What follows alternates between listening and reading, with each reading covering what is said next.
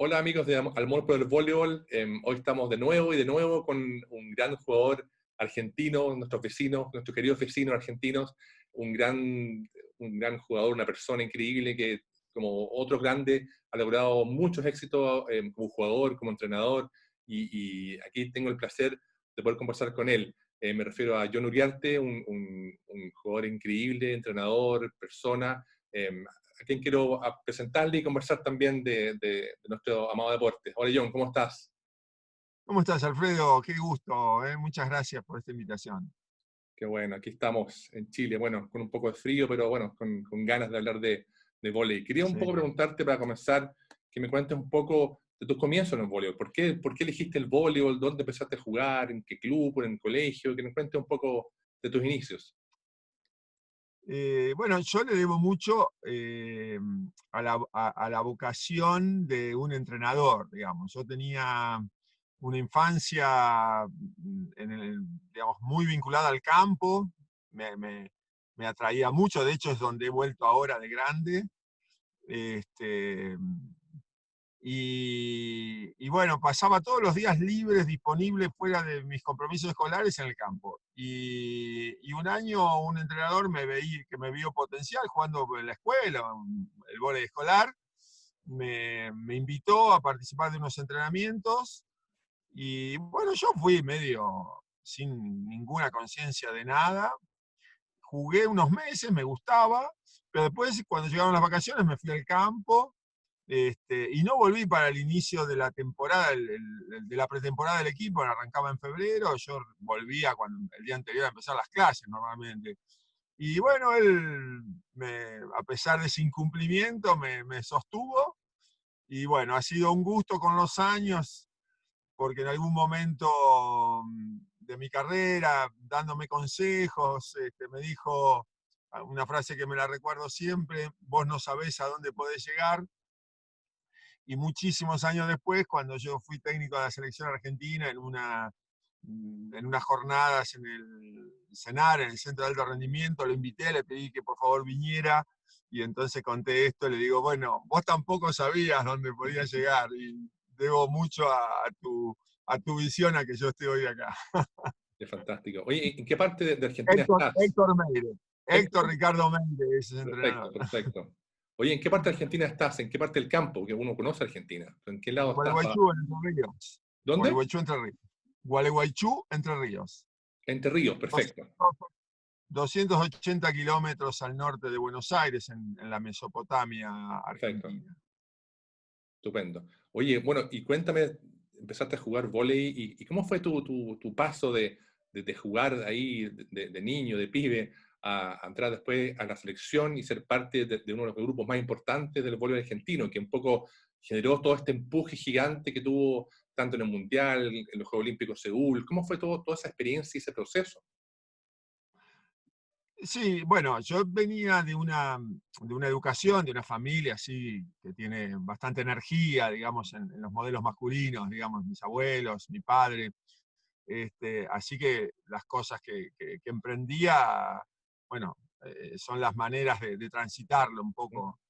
Pero bueno, no le daba, en los inicios te contaba, no le daba demasiada importancia, porque mi vida estaba enfocada y yo disfrutaba mucho en el campo, así que ahí estaba estaba puesto mi foco más grande. Ujú.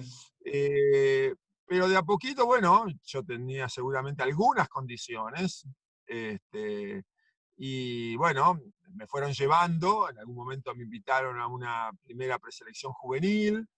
En realidad, bueno, también había empezado más bien tarde, tenía 15, ya casi 6 años cuando arranqué a jugar, entonces en conocer el juego venía de atrás, ¿no? Y bueno, después de un par de años de estar invitado a preselecciones juveniles, en el año 81 finalmente quedé en el seleccionado juvenil que fue al Mundial de Colorado Springs. Perfecto, juvenil. Eh, Sí, y en Estados bueno, y Unidos. ahí ya empezaba, bueno, a jugar un poco mejor, a poder sostener la cancha.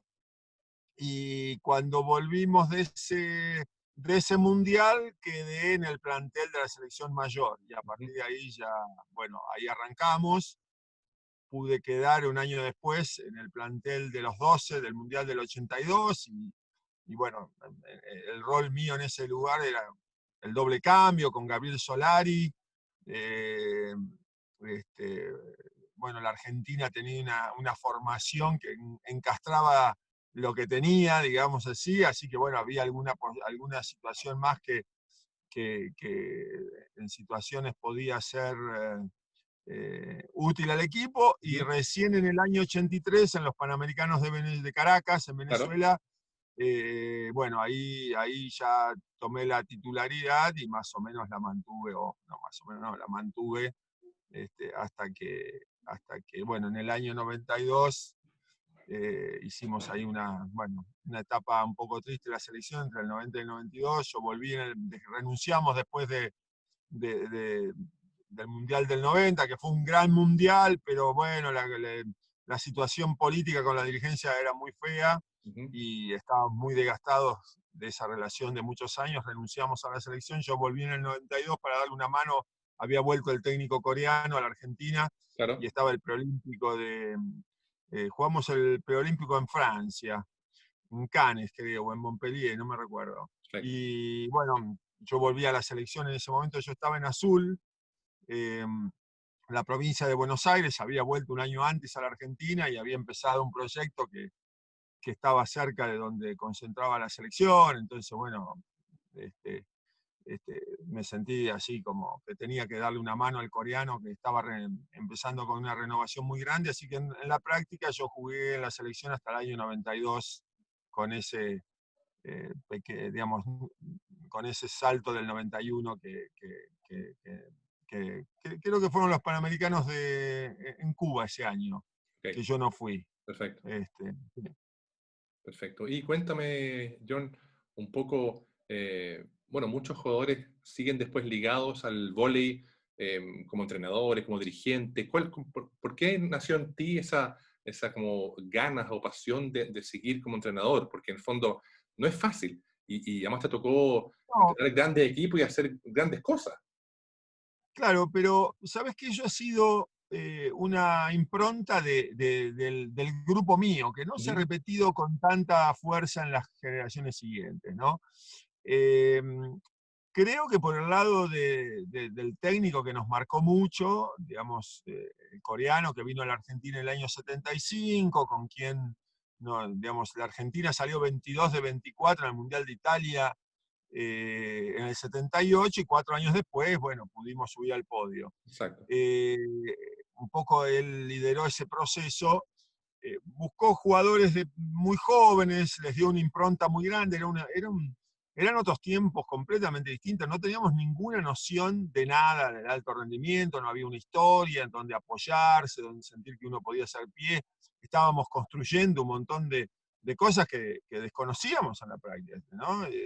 Son nos llevaba de giras por el mundo, donde recibíamos mucho cascotazo, ¿viste? ¿No? Eran viajes muy bravos, experiencias muy duras, y se fue produciendo fue un proceso muy darwiniano, ¿no? Pasaron muchos jugadores y quedamos un grupete. Y creo que ese grupete fue un grupo de mucha personalidad, de jugadores muy comprometidos con el juego. Digamos, ¿no? Eh, Se notaba mucho esa marca, ¿no? Mm. Digamos, cada jugador se involucraba mucho en todo lo que pasaba en el equipo. Y bueno, eso dio el resultado que cuando hemos dejado de jugar, todos hemos de alguna manera incursionado en cosas muy vinculadas al vóley, muchos como entrenador, otros bueno, haciendo después otras tareas, pero todos, de ese grupo todos probamos hacer alguna cosa, ¿no? Exacto. ¿Y a ti cómo se te dio? Porque verte entrenar al equipo australiano, después argentino, fue muy, muy, muy interesante. Además que, por ejemplo, Claro. con Australia Bueno, lograste cosas increíbles. claro, fueron, digamos, yo digamos, los últimos años de mi carrera en la selección, ¿no? Después de la medalla de bronce en Seúl, Ujú. vamos al Mundial del 90 en Brasil, Sí, con expectativas de repetir.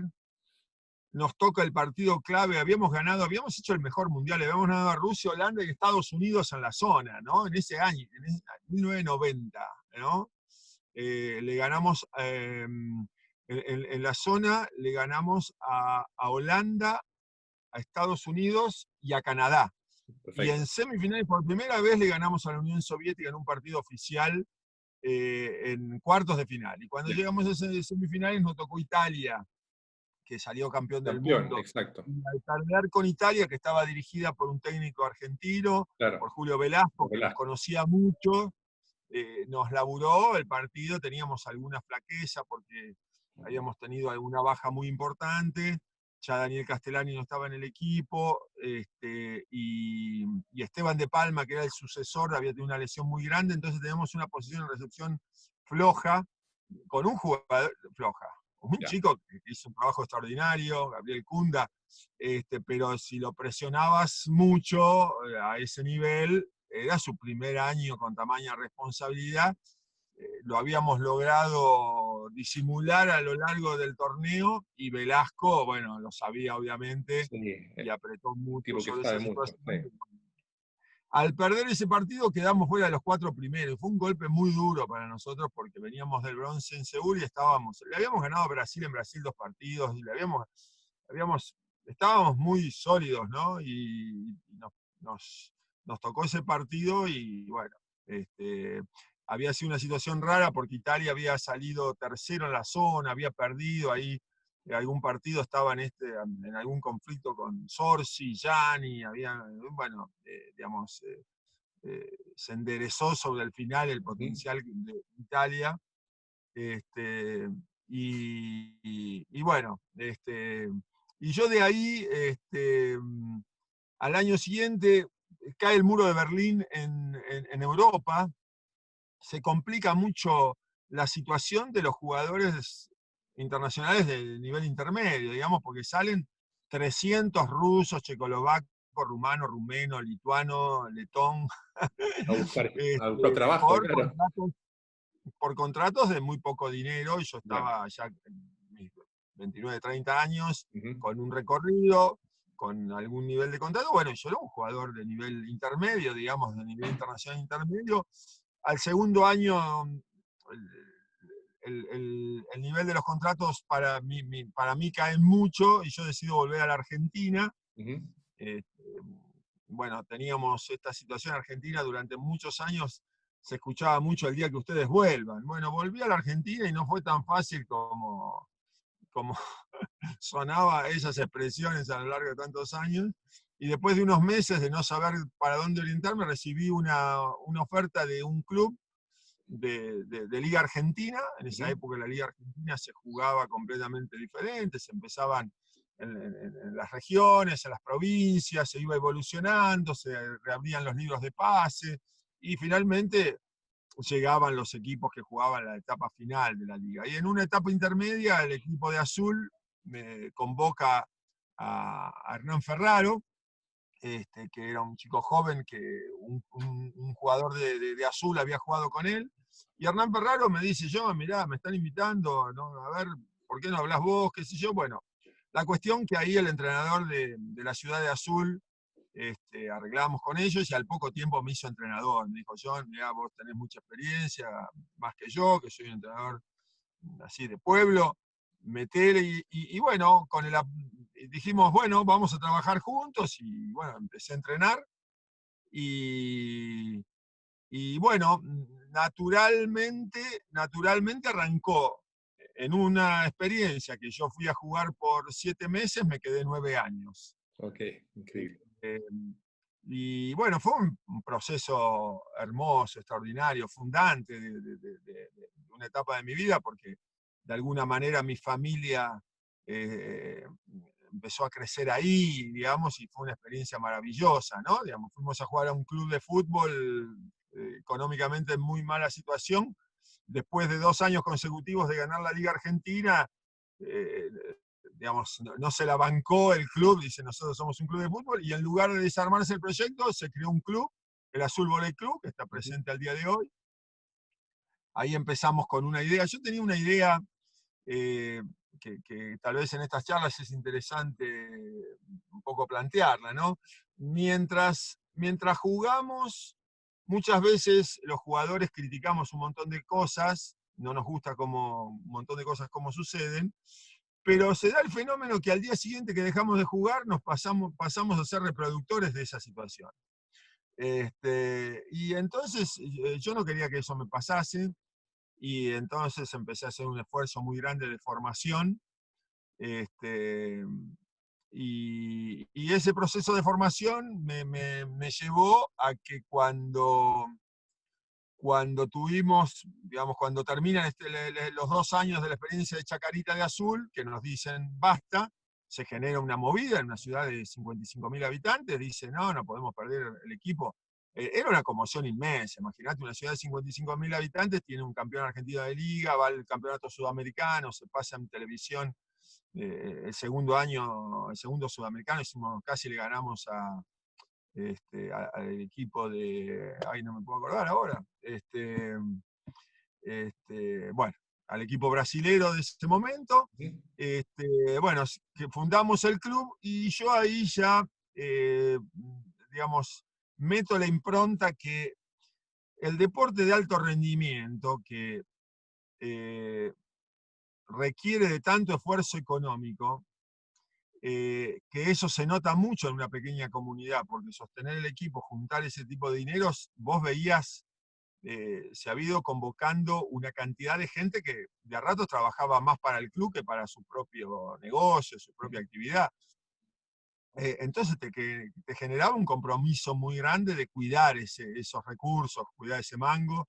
Y yo pensaba que algo que el alto rendimiento debería comprometerse en general, o quienes dirigen deberían comprometerse, es eh, el entusiasmo que genera las experiencias de alto rendimiento. Hay que paralelamente generar canales que, que aprovechen del entusiasmo que generen.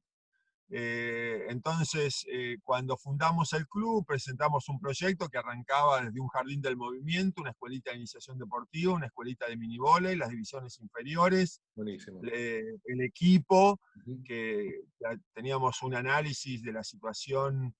Digamos, en Argentina el nombre de un club tiene un contenido emocional muy fuerte y cuesta vincularlo a este sistema de marketing de las marcas y de los sponsors. Lo que uno le ofrece a un sponsor dentro del sistema de mercado es muy poco, porque es una foto en una camiseta, pero lo que se reproduce, lo que genera potencia es el nombre. Así que creamos un club que en su estatuto permitía asociar el nombre del primer equipo a cualquier empresa, marca o producto. Mira, me acuerdo todavía del artículo del estatuto del Azul Volley. Sí. Y entonces ahí arrancamos un proceso que fue muy potente, porque es un club hoy que sigue vivito y coleando en la Ciudad de Azul, con un bagaje cultural así de la comunidad lo quiere, digamos, que tenía este equipo, que siguió, digamos, estando siempre en las finales, digamos, en 9 años jugamos 6 finales y ganamos 4 finales de Liga Argentina. Pero todo ese proyecto de cómo se canalizaba el entusiasmo que generaba el equipo en otras actividades digamos, que la comunidad podía. Vos tenías tu hijo de 5 años y ya querías jugar al vóley. No, pará. Bueno, traelo nomás, tenemos el Jardín del Movimiento. Y ahí teníamos psicomotricistas que hacían una tarea extraordinaria, un lugar donde aprendí muchísimo, y así sucesivamente, ¿no? Y además interveníamos, colaborábamos con la municipalidad y organizábamos las olimpiadas profesionales y los juegos intergremiales, íbamos y acompañábamos a la comunidad en muchas áreas. Teníamos problemas de presupuesto en el invierno para generar recursos, habíamos traído chicos muy jóvenes del interior, desarrollábamos 4 o 5 jugadores para ir pensando en el futuro, porque no había plata para comprar más jugadores, y y en un momento, una anécdota muy divertida. Azul hacía 14 años que los 3 cines que tenía estaban cerrados, Ya. ¿no? Ujú, Uno de los, digamos, los dos de las calles principales, uno se había transformado en un boliche, en una discoteca, ujú, y el otro era un negocio de estas cadenas de electrodomésticos muy grandes. Y el tercer cine estaba en la parte de atrás de la parroquia del Obispado de Azul. Y nosotros teníamos un presidente, Roberto Cover, de religión judía, y junto con él fuimos a hablar con el arzobispo y nos dio, reabrimos el Cine Universal, que está, trajimos las butacas de un cine que se había desarmado en Bahía Blanca, ok, y al día de hoy la comunidad de Azul tiene su Cine Universal fantástico. funcionando. Genial. Todo un trabajo comunitario, todo un trabajo increíble, como dices tú, un trabajo colaborativo espectacular, Claro, espectacular. se volcaba Eh, la gente con vocación, que yo ahora estoy pensándolo en términos políticos de lo que nos está pasando y cómo vamos, tenemos que empezar a pensar la reconstrucción de nuestros países, y creo que recursos no vamos a tener, recursos económicos no vamos a tener, sí tenemos recursos, y justamente generar canales para que la gente que saca su vocación de servicio a la comunidad pueda expresarse. Totalmente. eh, la experiencia de Azul fue potente y es una experiencia para mirarla de cerca. Mira qué fantástico. Como dices tú, bueno, el mundo, Chile, Argentina, después de esto, si Dios quiere, va a haber que partir de cero y ver Claro, otra forma de hacerlo. Y yo creo claro, también como tú que en la forma colaborativa, en la forma comunal, integrando claro. vocaciones, es la única forma, porque Claro, y el deporte tiene ese potencial de totalmente, intervenir en tantas áreas de la vida totalmente, nuestra, porque tiene que ver con la salud de todos, tiene que ver con la formación, con la exacto, educación de los chicos, con los hábitos para la vida social. O sea que es un instrumento muy convocante, que puede ser, debe ser, yo creo que es uno de los instrumentos más potentes que tiene una comunidad, y que a partir de ahí vos intervenís en la salud, en la alimentación, en la educación, en la formación, en fin. Así que creo que tendrá que estar presente en nuestras sociedades para iniciar la reconstrucción. Y bueno, un toda la poquito razón. desde ahí, en algún momento yo estaba en Azul, ya era un equipo que estaba siempre en las finales, que había hecho todo un proceso de muchos años muy consistente, Ujú. y recibo el aviso de un entrenador muy importante argentino de que se abría el concurso de la posición de entrenador de Australia después de los Juegos de Sydney. Y bueno, participé de ese concurso. La verdad que por ahí vale la pena que te lo cuente, porque en la Liga 99-2000 nosotros habíamos ganado todos los partidos de local, y llegamos al playoff, al quinto partido, 2-2, jugando en casa.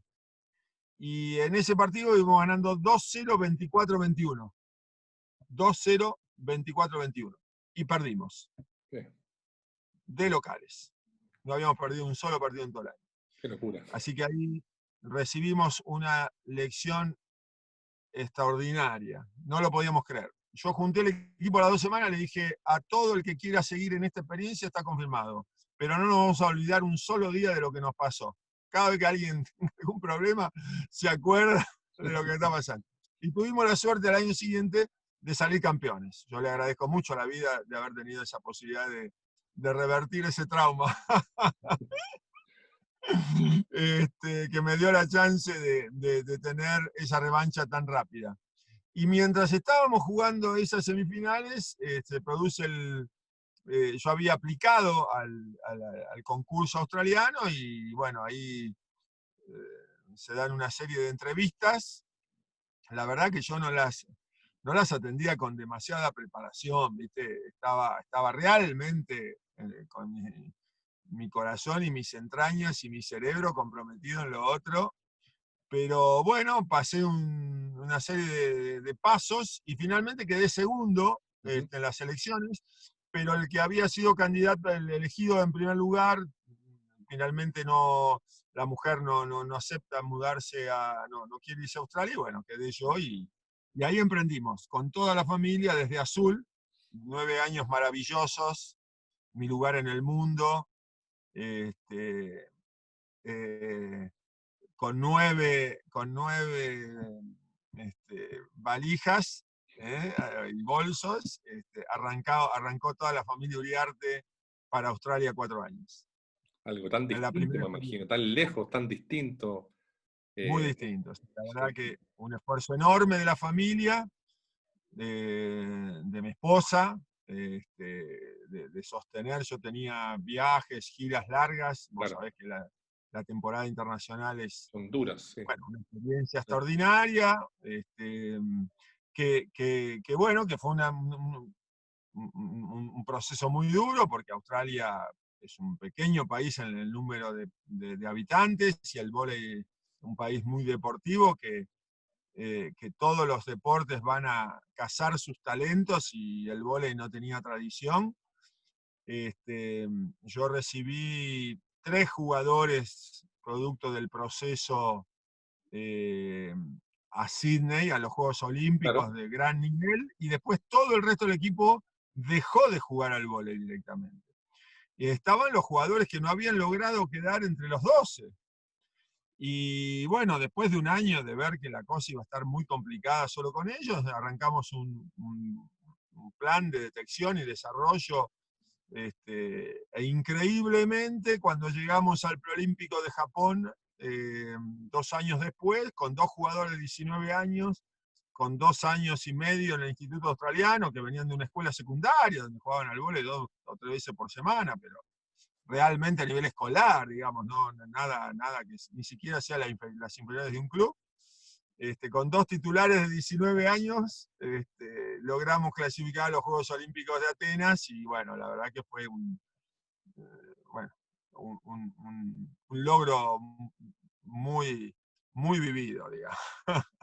fantástico. Yo recuerdo haber visto algún partido en YouTube, no recuerdo bien si era Atenas, debe haber sido Atenas, y siempre me llamó mucho la atención tu forma de dirigir, porque hay entrenadores que dirigen de alguna forma, unos retan, otros gritan, otros no dicen nada, y me llamó mucho la atención, corrígeme si me equivoco, y me acuerdo que tú estás hablando con los jugadores y les decías, piensen en el bloqueo, tú no estás dando una instrucción, no les dices bloqueen así, tú le estabas diciendo, piensen en el bloqueo, piensen en tal jugada, como que invitándolo a reflexionar en un partido que uno está con la sangre hirviendo, y me llamó mucho la atención de tu parte esa forma como de dirigir y ver el voleibol, que me sorprendió mucho.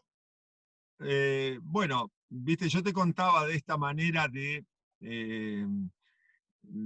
cómo yo me acerqué al coaching, ¿no? Ujú. Pensando en formarme y, bueno, y poder ser más eficiente en todas las áreas de nuestro trabajo. En particular, lo donde vos estás poniendo el foco, eh, digamos, si nosotros hemos sido rigurosos en generar durante el entrenamiento una manera de entender determinadas claves del partido, después yo tuve que hacer un gran trabajo conmigo mismo, estuve leyendo una serie de trabajos de neurolingüística, cómo tú estás decidiendo, entendiendo, pensando quién es John Uriarte a partir de las palabras que elijo y de los escenarios que diseño. Exacto.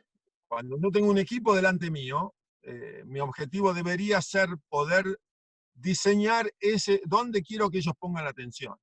Si la pelota cayó atrás del bloqueo 3 veces seguidas y vuelvo, y la manera de dirigirme es reprendiéndolos, diciendo, no puede ser que esta pelota cayó 3 veces, vamos a sacarla de una vez por todas, mirá cómo está el tanteador, el jugador vuelve con esa oscuridad en la cabeza. Ujú. Si yo, en cambio, logro decir, digamos, llego a ese timeout y le digo, ¿vieron cómo corta el brazo antes de tocar? Bueno, cuando vemos todo el mundo paso gato, que es un ejercicio que hicimos, que yo lo llamo paso gato porque ¿Ya? me parece que refiere a una imagen, cómo vas a caminar para llegar a esa pelota. El que llega primero la deja alta en el medio. Y de una situación, digamos, muy problemática, porque el equipo, digamos, cuando cayó la tercera vez la pelota, estamos todos este, con cara de enojo, ¿no? Y está el bloqueo y nadie rompe la situación. Bueno, te diseño el escenario donde todo el mundo vuelve con ese foco. Y la cuarta vez que toca, a lo mejor se chocan dos o tres que llegan como nunca antes, ¿no? Entonces, de esta metodología, cuando tú la sostienes además a lo largo de un año, la diferencia de cómo llega un equipo a las etapas definitorias es abismalmente diferente, porque un equipo carga con el peso de que todos los domingos, todos los lunes, cuando comenzamos a trabajar, es el problema que no resolvimos, que nos pasó esto, ¿no? Siempre el problema en la oscuridad, ¿no? Me gusta usar esa palabra. De la otra manera, decir, bueno, muy bien, hicimos muy bien esto y esto, esta semana ahora le vamos a volar los dedos, le vamos a pegar los dedos, la van a tener que ir a buscar a la tribuna, vamos a estirar el brazo, retardamos el golpe y después mano pesada, larga, no vamos a cerrar el golpe, vamos a pegar lejos. Bueno, y el equipo toda la semana se incorpora y es la potencia del poder hacer. Cuando yo estoy, ahora sí hacer esto, y puedo hacer esto, y puedo hacer esto, y yo llego al timeout y digo, te recuerdo esas claves, te recuerdo esa luz, ese escenario, te pongo en la resolución, 24 iguales. ¿Te acordás ayer cómo hiciste cuando pegaste esta paralela? Bueno, mira, pegaste 5 diagonales consecutivas. Te van a dejar esta paralela. ¿Te acordás cómo lo hiciste ayer? Ok, y te vas. Y lo dejás con la imagen de lo que él hizo el día anterior. O sea, cómo conducís vos desde las palabras, dónde colocás el foco de los jugadores y del equipo en las imágenes que están trabajadas durante la semana. Y eso genera una dinámica de mucha potencia, ¿no? Bien interesante, interesante conversar contigo de esto porque uno desde afuera generalmente ve a un tipo de entrenador, como dices tú, que grita, que reta o que da instrucciones de juego, pero eso de reflexionar, especialmente en partidos cuando vas a 24 iguales, es muy difícil lograrlo, pero es una, y como te digo, me llamó mucho la atención, lo encontré muy interesante, una forma distinta de enfrentar los tiempos, los partidos, que en el fondo, bueno, hay muchos tipos de técnicos, estilos, pero encontré genial. Claro. Oye, John, bueno, y después de Australia, bueno, has seguido el mundo relacionado con el mundo del entrenamiento, del voleibol, siempre. Eh, Cuéntame un poco más reciente, un poco más después de toda esa Sí, experiencia digamos maravillosa. que lo que me ha sucedido es, yo en el 2004, después de los Juegos de Atenas, decidimos volver a la Argentina. Yo tenía un hijo de 14 años, que si me quedaba 4 años más, ya seguramente arrancaba, eh, digamos, ya se iba a enraizar mucho en Australia. Y Sí. la verdad que queríamos vivir en Argentina, y ha sido refrendado por mis hijos, digamos, realmente armamos nuestro país. Hay una serie de cosas, Ujú. eh, sobre todo que tienen que ver con la emoción, la expresión de las emociones, que nos parece la esencia de la vida, y eso, en eso Argentina, a lo largo de los 40, 50 años de mi vida, ha tenido una evolución hermosa. Digamos, los, los argentinos, yo era un adolescente que tenía vergüenza de un beso y hoy los amigos de mis hijos me abrazan y me besan todos. Y nos contamos cosas con un tono y una cosa muy linda bueno, en mi familia pensamos que la esencia de la vida va por ese lado, ¿no? Entonces, ahí en el 2004 decidimos volver. Este, yo fui a entrenar a Brasil, y cuando estoy en Brasil, que el primer año perdemos la final de la Superliga en ese partido seco que tiene la Superliga de brasilera, me convocan a participar la única vez que en Argentina se hizo concurso de proyectos y lo gano. Y bueno, una etapa muy complicada de la Argentina, porque la Argentina había sido expulsada, estuvo expulsada 3 años del contexto internacional después del Mundial 2002. La disputa política muy fea con el presidente, entre el presidente de Argentina y la Federación Internacional. Ujú. Y bueno, hubo que iniciar una etapa de refundación.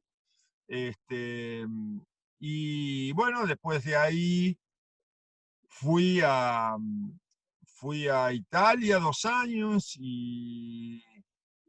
bueno, pero mientras tanto, y ahí me viene la oferta de volver a Australia. esto que no Correcto. suele suceder cuando uno se Sí, ha ido, bueno, en el 2010 Australia me llama, había gente que estaba muy interesada en que volviese, y bueno, volví porque tenía una experiencia muy positiva y nos volvió a ir muy bien, porque ujú, volvimos a clasificar, ya había una continuidad de esa visión, quien había sido el técnico los 6 años subsiguientes era mi asistente, perfecto. le va mal en el Mundial 2010, pero bueno, pero él había continuado el proceso de desarrollo, había muchos más jugadores, muchísimos más Ujú, jugadores, y entonces, bueno, cuando yo vuelvo en poquito tiempo podemos darle una vuelta de tuerca, vamos a los Juegos de Londres, y ahí la vida me regala una situación imponente, digamos, porque mi hijo más grande hizo todos los, el proceso de selecciones en Argentina, es un jugador extraordinario,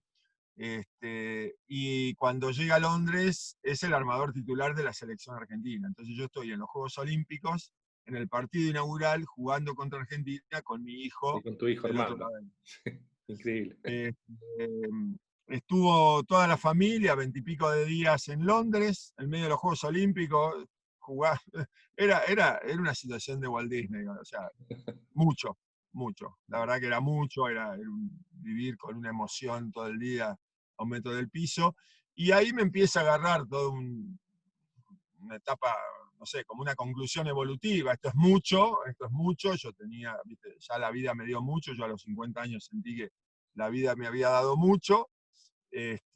No sabía bien qué se venía, pero bueno, yo todavía tenía 2 años más de contrato y vamos al Mundial de Polonia y por primera vez Australia pasa a la segunda ronda en un Mundial y me toca contra Argentina el primer partido de la segunda ronda. Y cuando lo abrazo a mi hijo entrando a la cancha, me sentí muy mal, no quería estar ahí. Mm, Fue una cosa muy rara, yo jugué muchas veces contra Argentina y lo vivía siempre como una fiesta y bueno, estar jugando, sentía que de alguna manera también era, digamos, un regalo de la vida y de Argentina. Bueno, yo lo vivía muy bien, ¿no? Una gran fiesta de la vida, digamos, jugar contra Argentina no me... Y ese día no fue agradable lo que me pasó entrando a la cancha y un poco después de eso devino en que, bueno, yo tenía un ciclo cerrado dentro del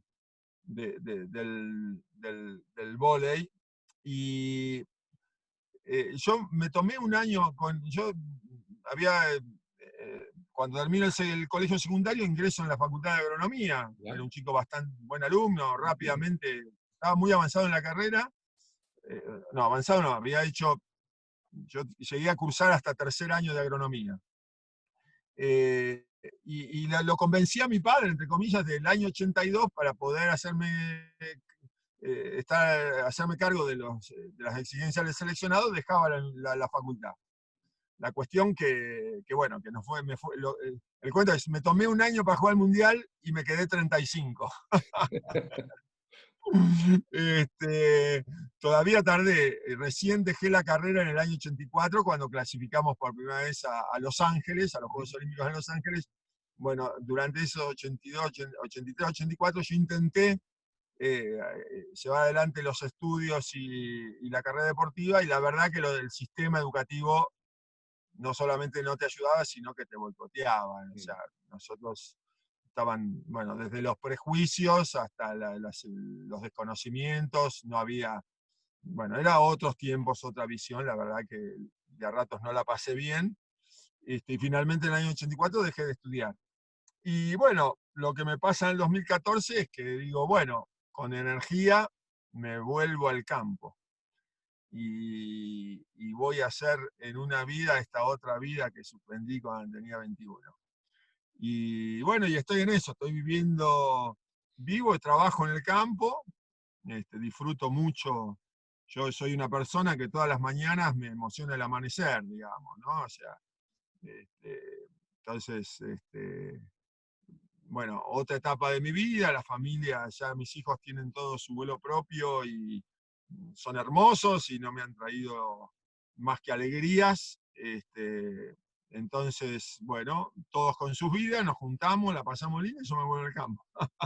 fantástico, qué maravilloso escucharte, qué estimulante escucharte con tanta pasión por lo que haces, por donde estás, por tu tierra querida, que uno tiene también raíces y uno quiere vivirla, y qué mejor que con la familia, si en estos momentos no hay nada mejor. Así que, mira, quiero, como te decía al principio, agradecerte de corazón esta conversación, que también es muy especial, porque tú estás en el campo, estás en tu auto, estás en un cerro, o sea, todo es re especial. Y te agradezco mucho porque en el fondo, como te decía, nosotros los chilenos queremos mucho a los argentinos, y especialmente el voleibol, la parte deportiva, siempre ha sido nuestra referencia, estamos tan cerca. Y la verdad que escuchar de ti, yo, como te contaba, siempre me sorprendió esa forma de dirigir del voleibol, verte jugar también en Seúl, en Argentina, y ver cómo jugaban, era, bueno, una maravilla.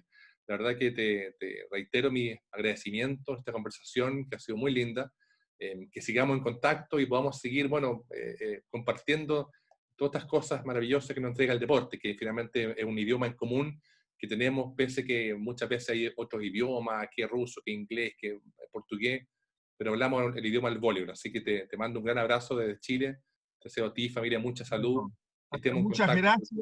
Todo. Quiero, si me permitís, dejamos acercarte el abrazo al pueblo chileno. Estamos pasando días complicados, en Chile también en particular. Este, y me ha venido muy fuerte en estos días eh, la unión de los pueblos, ¿no?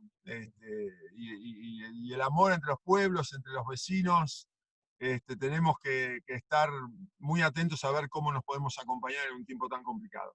Así es, así es. Y muy cortito, cuando tú me comentabas lo de tu ciudad, que estaba alrededor del deporte, el trabajo colaborativo, yo me acuerdo que en Chile, cuando yo era joven, existía eso en el básquetbol en el sur de Chile, que todas las Ajá, ciudades, que sean chiquititas, tenían una pasión por su equipo de básquetbol, y cuando jugaba una ciudad que se llama Valdivia contra Osorno, era la ciudad completa claro. que iba al gimnasio, no Vale, era el un equipo. fenómeno. Entonces, es una maravilla, y uno, yo no juego básquetbol, pero yo vi un partido de eso, antes se llamaba en Chile Claro, la Di Mayor, pero es una emoción, y esa claro. emoción que dices tú, esa convocatoria, es lo hermoso del Bueno, deporte ese es finalmente. el instrumento que hay que tomar y que sirva para canalizar todas las necesidades de una comunidad. Exacto, Eso es maravilloso. El maravilloso. instrumento, el deporte en general, es de una riqueza extraordinaria para que crezca una comunidad en muchísimos sentidos. Así es. Querido John, que estés muy bien, un gran abrazo de Chile, cuídate, Bueno, estamos en contacto. Muchas igualmente. gracias. Chao, chao. No, gracias a ti. Chao, chao.